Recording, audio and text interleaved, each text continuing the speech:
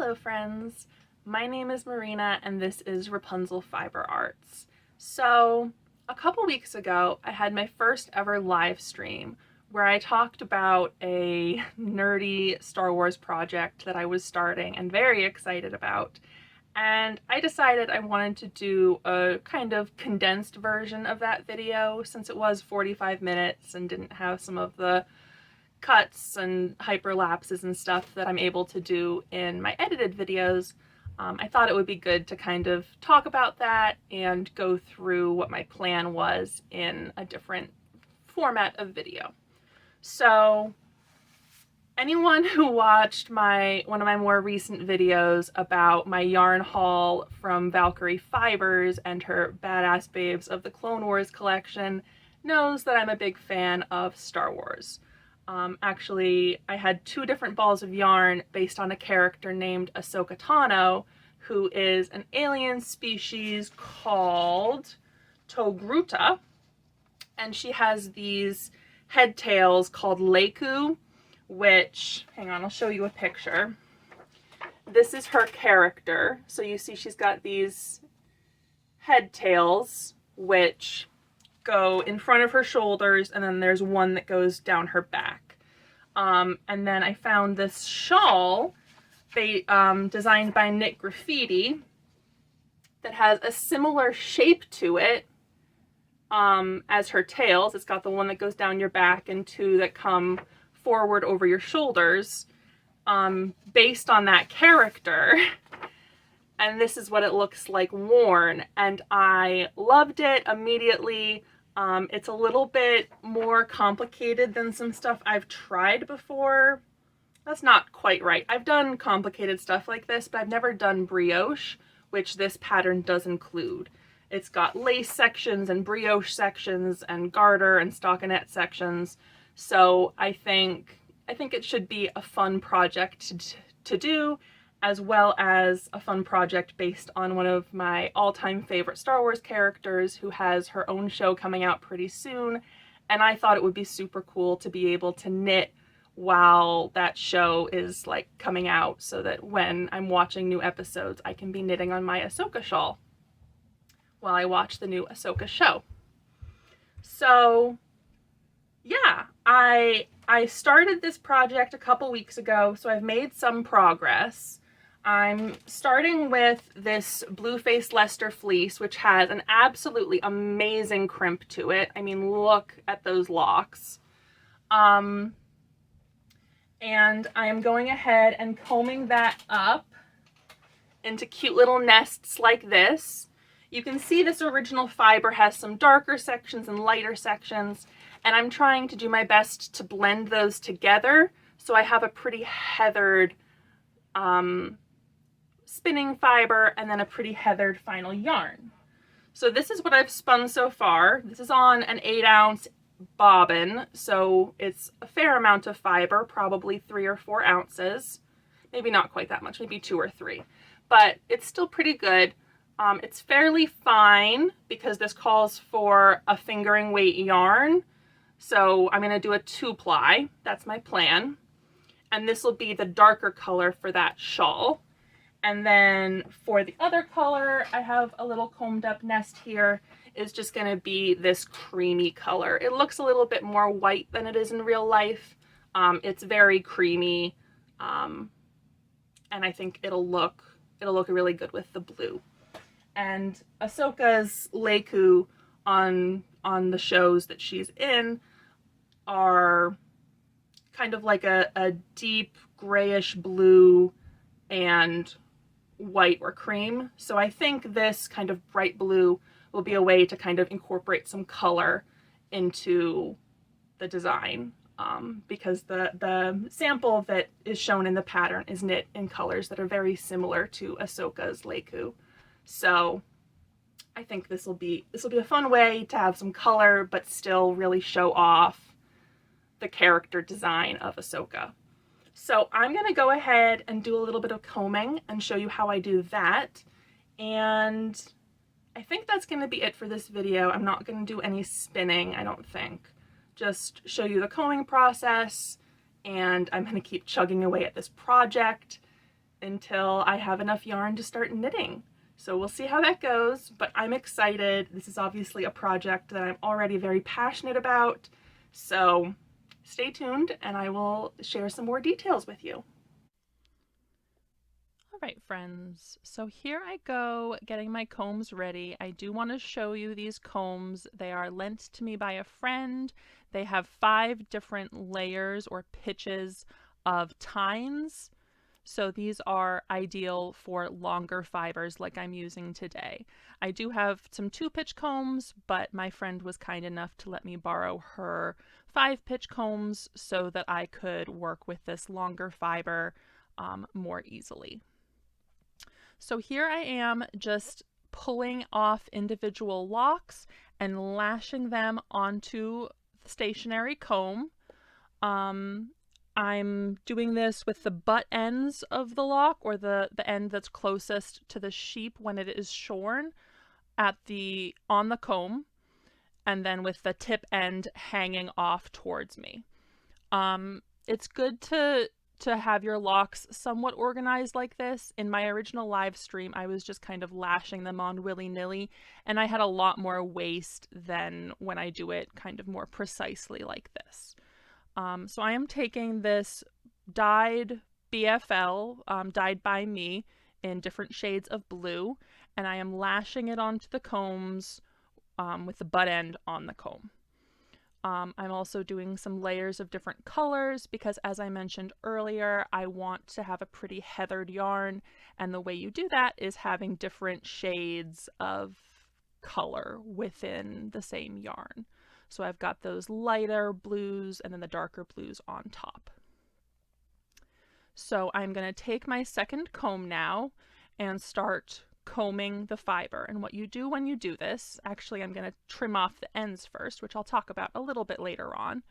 But once you do that, you take the combs and you just very carefully grab the tip end of the locks with the ends of the combs, and you work at the very tip. You're not trying to go into the fibers that are near the other comb. You want to work at the tip end, just carefully pulling those out, and that's going to make this process a lot easier, and you're not going to be pulling nearly as hard as you would be if you were going into the fibers closer to the other comb. Hopefully that made good sense. And then when I get towards the end of the comb, I usually use my fingers to tease out the fibers before discarding this section of waste.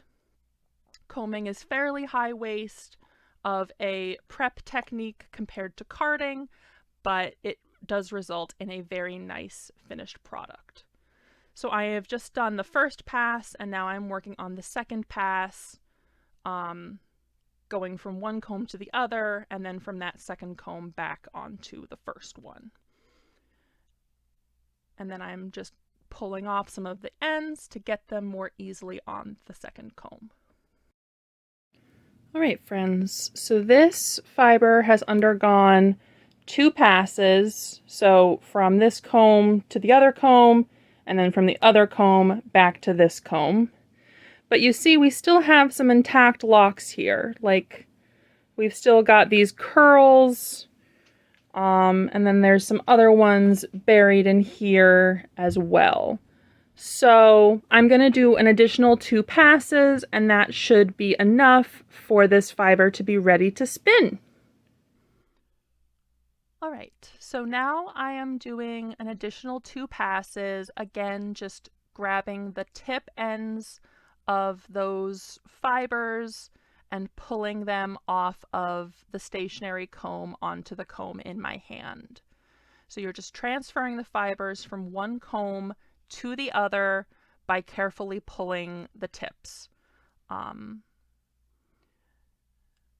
then once you've done most of that and you're pretty much to where you are pulling right in front of the other comb, you pull off that waste, because those are going to be shorter fibers and weaker fibers that kind of don't make the cut of the really, really nice combed fibers. And you can also see I'm doing a little bit of a twist there when I'm grabbing those last couple of fibers, and that's just to help secure them onto the comb in my hand.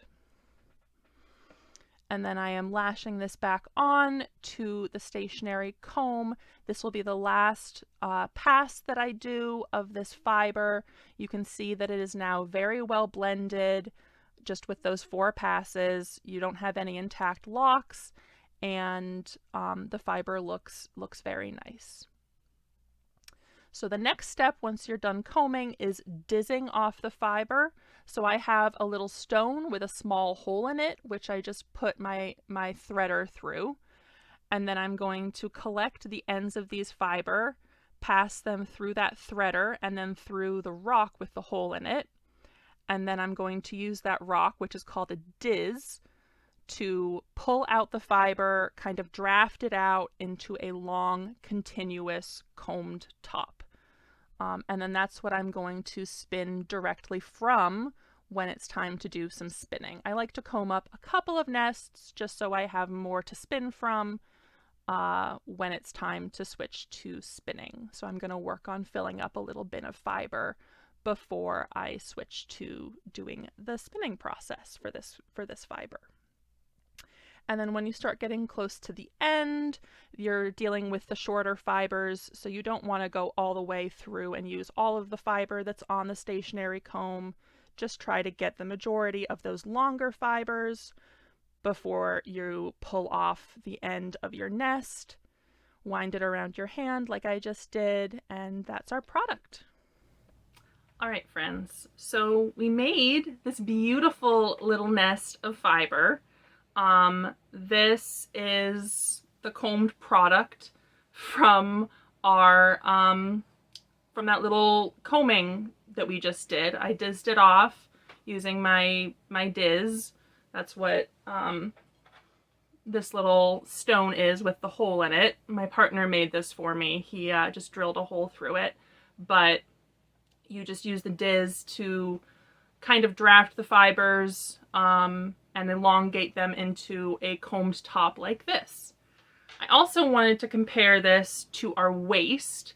We have about 0.15 ounces of waist and 0.25 ounces of combed top, which is a pretty high percentage of waist. This isn't pure waist. I'm going to hand card this and then spin it into a really nice fluffy yarn. But I wanted to talk a little bit about why that was, because this blue-faced Leicester fleece is actually a little bit tippy, a little bit tender, so the individual fibers aren't necessarily as strong as they could be. This isn't a huge issue, it just means that we have a higher percentage of waste with this process. Combing is also a higher percentage waste process, because you're removing a lot more of the imperfections than you do with carding. Carding, you just kind of incorporate everything after I personally like to pick locks before I card, because I get out those second cuts and pieces of VM and stuff like that before I card. But with combing, you remove that all in the combing process. So like we have some intact locks that just weren't as long or are a little bit brittle and break apart. We have a tip here that just broke off. So you might have noticed I actually trimmed off with some scissors some of the tips, and that's because this has been a pretty tippy fleece.